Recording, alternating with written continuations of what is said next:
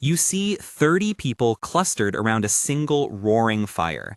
Someone's playing a battered guitar, kids are laughing, pots steam. The warmth feels like a promise. Safety in numbers, right? Wrong. Dead wrong.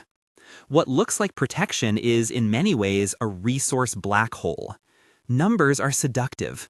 Comfort, shared watch shifts, more hands. But arithmetic doesn't care about sentiment. When you break it down, that cozy campfire becomes the central problem. This is the shocking truth. Group living multiplies risk as surely as it multiplies need. Start with water, plain, boring water. A person needs roughly 2 liters a day for drinking alone. Say about, we're estimating, not issuing guarantees. 2 liters times 30 people is about 60 liters every single day. That's roughly 15 gallons. 60 liters. Carry it, boil it, filter it. Do that every day for a month, and you're lugging nearly 2,000 liters. The effort to find, treat, and transport that much water in a survival environment is not linear. It scales up into logistics, buckets, fuel for boiling, time you can't spend hunting or scouting. Imagine a creek half a mile away. You need trips, you need containers, you need fuel to treat what you bring back. You need someone awake to run that chain. And when water runs low, rationing begins. Rationing always breeds resentment. Rationing always forces decisions that break groups apart. Who gets the few extra sips? Who guards the last clean pot? The math alone forces tough choices. If you think a big group makes that easier, look again. More mouths mean you hit scarcity faster, and scarcity frays the social glue. If this is grabbing your attention and you want the survival checklist I use, hit subscribe. I'll drop a link in the description. But keep listening. That's only water. Now food. Call it 2,000 kilocalories per person per day as a working average. Multiply that by 30 and you're at roughly 60,000 calories every day. What produces 60,000 calories? A single mature deer might give you a few tens of thousands of calories after butchery, depending on size, but you don't get deer on demand. Game is patchy. Small mammals and birds are calorie poor for the effort they demand. Trapping and foraging rates are limited by terrain, season, and hunting pressure. So the group will eat local resources flat. Traps emptied, fields foraged, streams fished until the easy fish are gone. The energetic return on effort drops fast. 2 people can live on a modest foraging patch for weeks. 30 people will strip it in a couple of days. When the easy calories are gone, options narrow. Long treks to new ground, rationing that drives desperation, or the social toll of watching children go hungry. Those are the choices. None of them are good. And hunger compounds other risks. Hungry people are louder, more restless. They make mistakes. They take chances they wouldn't take on a full belly. They trade security for food.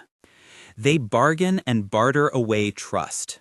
The math of calories becomes the math of morale, and morale is everything. Next, think about your signature: noise, light, and smell. 30 people create a presence. Fires, cooking smoke, voices, metallic clangs of utensils, open flames at night, each is a beacon. Predators of different kinds, animals, opportunistic raiders, desperate passers-by, follow those beacons. Visibility equals vulnerability. Defense against a visible camp is not about heroics, it's about geometry. The larger the perimeter you must protect, the more bodies you need alert at any given time. If a camp's wakeful defenders are 1 or 2 people out of 30 most nights, you have blind spots. You can imagine the math yourself. More people spread across a wider area means fewer competent watchers per meter of line to defend. I won't give you tactics. I will say this. A dispersed camp is harder to watch without a professional shift system and discipline, which a mixed group rarely sustains for long. Then there's scent. Cooking on a few open fires produces smells that travel with the wind. A simmering pot is a neon sign to anyone downwind.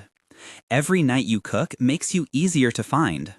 Every light at dusk maps your position. Under the stress of shortage, groups often tolerate more light and more cooking because food needs to be prepared and morale needs to be soothed. Those comforts become liabilities. The more people, the more smells, the brighter the sign. Disease is where the math gets truly ugly. Epidemiology has a simple shorthand, R, the reproduction number. R is the average number of people each sick person infects. If R is greater than 1, cases grow. If it's less than 1, the outbreak fades. In close quarters, R tends to be over 1. Think of a single person coming into camp with something contagious. With R around 3, a plausible estimate for many respiratory infections, you get 1 case, then roughly 3, then 9, then 27. In just a few cycles, the camp is overwhelmed. You do not need a hospital collapse to see the impact. You need defenders coughing by the watchfire, mothers too sick to care for kids, cooks incapacitated, people confined to tents. Illness takes hands off the defenses and reduces the effective number of people contributing food and water collection. Suddenly, the 30 you counted are more like 22, then 15, then 8 in terms of useful labor. The exponential curve eats your capacity faster than you can patch it. This isn't medical advice, it's probability. And probabilities are unkind when multiplied by numbers. Trust and social probability are the next vector. People are not identical. In small numbers, a group can know each other's limits, histories, and likely responses. Add strangers and probability rules.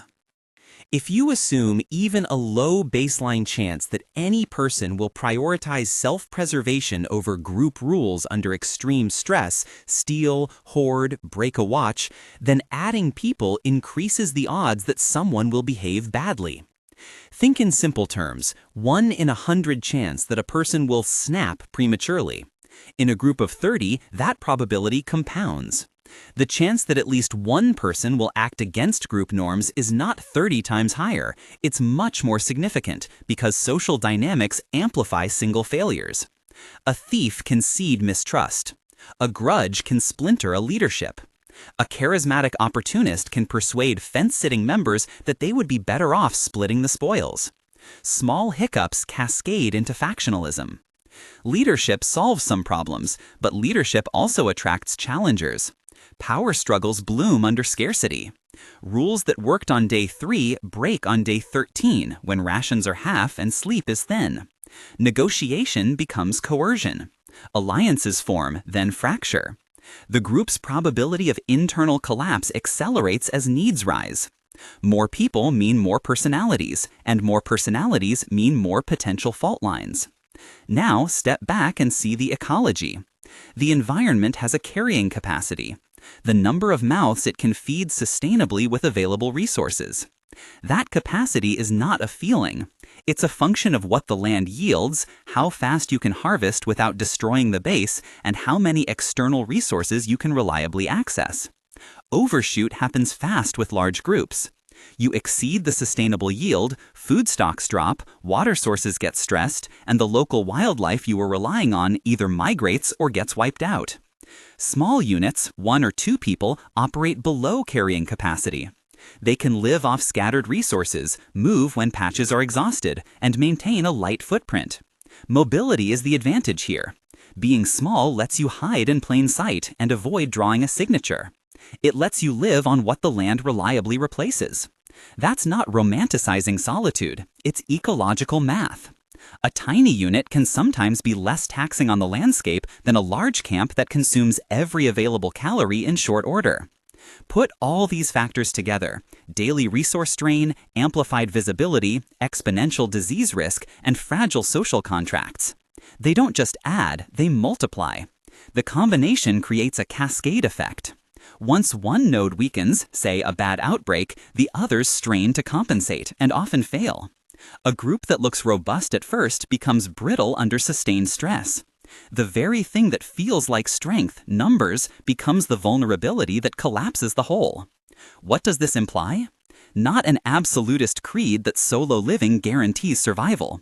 It implies probabilistic reasoning. Smaller units reduce certain classes of risk in consistent, predictable ways. 2 people provide redundancy without creating the logistic burdens of a large camp. 2 people can share labor, watch each other's backs, and move quietly. 1 person can be perfectly nimble. But none of this is a promise. These are trade-offs. Fewer hands, less capacity to carry heavy loads, less redundancy for injury. The point is comparative risk, not certainty. There are also contexts where larger groups make sense. Temporary consolidations for specific missions, pooling unique skills briefly, or moving through extremely dangerous terrain where numbers deter immediate threats. But sustaining a large group in place is where the math bites back. Long-term permanence amplifies scarcity, visibility, disease, and friction. Short-term unions can be tactical. Long-term encampments are often unsustainable without exceptional planning and external supply lines. Here's the core takeaway. Trust the arithmetic more than the feeling. When scarcity starts, when nights lengthen, when the ration pots grow small, human groups shift from cooperation to competition faster than most expect. That's not moralizing, it's probabilistic observation. If your goal is to maximize odds in a degraded environment, favor low-footprint mobility and tightly vetted companions. Keep your signature low. Keep your needs manageable.